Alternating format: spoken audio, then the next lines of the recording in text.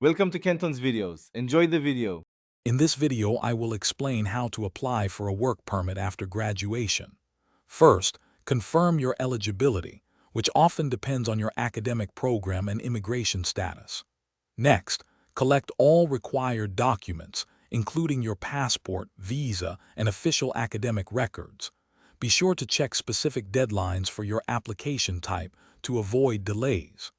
This initial preparation is crucial for a smooth process.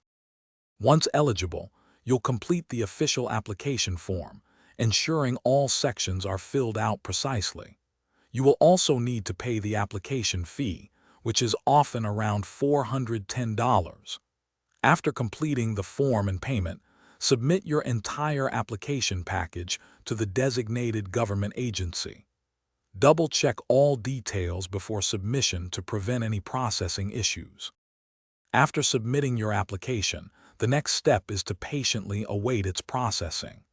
Government agencies may take several weeks or months to review your case. If they request additional information or documents, respond quickly to avoid delays.